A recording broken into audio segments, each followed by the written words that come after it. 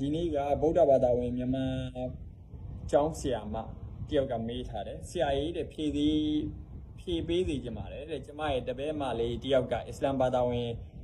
တယောက်ဖြစ်နေတဲ့အတွက်ကြောင့်တဲ့ဘာသာကြားဗုဒ္ဓဘာသာဝင်ဆရာမတယောက်ကိုကြောလို့မရဘူးဆိုပြီးတော့တဲ့ပြောတယ်တဲ့အဲ့အတွက်ကြောင့်အဲ့ဒါလေးကိုဖြည့်ပြီးတော့ရှင်းပြပေးပါဆိုပြီးတော့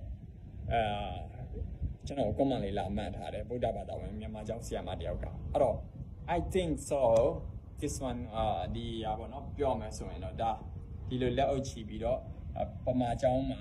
ဆရာမဝင်လာပြီဆိုရင်ကျွန်တော်တို့ကပမာကျောင်းမှာကဆရာမဝင်လာပြီဆိုမင်္ဂလာပါဆရာမ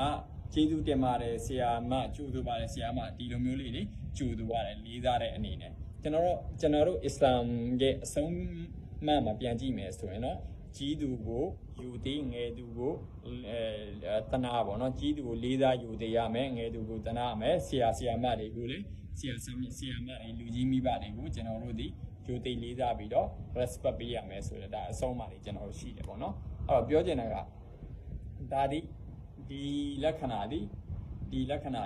ဒါဒီပြောမယ်ဆိုရင်ဒါကလေးစားတယ်ဆိုတဲ့လက္ခဏာတစ်ခုတက်ရောက်ပါတယ်လေးစားတယ်ဆိုတဲ့လက္ခဏာတစ်ခုတက်ရောက်တဲ့အတွက်ကြောင့်ဒါဒီကိုးကွယ်တာမဟုတ်ပါဘူးဒီလိုမျိုးလေးလုပ်လို့ရတယ်နောက်တစ်ခုကတော့လည်းပြဿနာမရှိပါဘူးမင်္ဂလာပါဆရာမလေးစားပါတယ်ဆရာမဒီလိုပုံစံမျိုးလေးနဲ့လောက်တာဒီပြဿနာတစ်ခုမဟုတ်ပါဘူးအစ္စလာမ်ဘာသာဝင်တွေကျွန်တော်တို့အစ္စလာမ်ဘာသာဝင်တွေကဒါကိုတေချာနားမလဲတာသဘောမပေါက်တာလူတယောက်ကိုလေးစားလို့ရတယ် respect ပေးလို့ရတယ်လူကြီးမိဘဆရာမတွေကိုကတော့တာလေးစားတာပြဿနာမဟုတ်ပါဘူးကိုးကွယ်တာမဟုတ်ဘူးအဲ့လိုဖြစ်တဲ့အတွက်ကြောင့်ကျွန်တော်တို့ဒီလေးစားပါတယ်ဆရာမ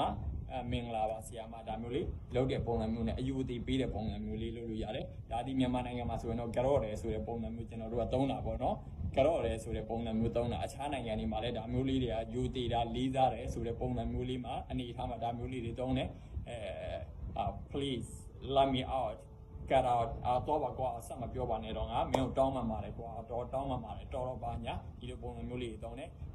ကျွန်တော်တို့ကဘာကျော်တချင်းလေးရှာကီတာရဲ့တချင်းထဲမှာတော့ပါတယ်လေဒီလိုလေးစာမင်းနာအေးဝါကာအေးအဲ့လိုမျိုးလေးလောက်သွားတာမျိုးရှိတယ်ပြောအခြားနိုင်ငံတွေမှာလည်းဒီလက္ခဏာသုံးတာမျိုးလေးရှိတယ်ဒါဒီယူသေးတာ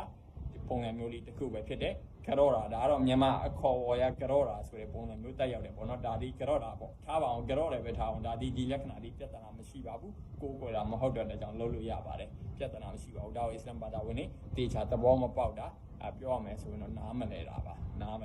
ကိုယ်ကိုယ်တာမဟုတ်ဘူးကိုယ့်ရဲ့လူကြီးမိဘဆရာမကိုလေးစားတာဒါဒီလုတ်တင်တဲ့အရာတစ်ခုပါ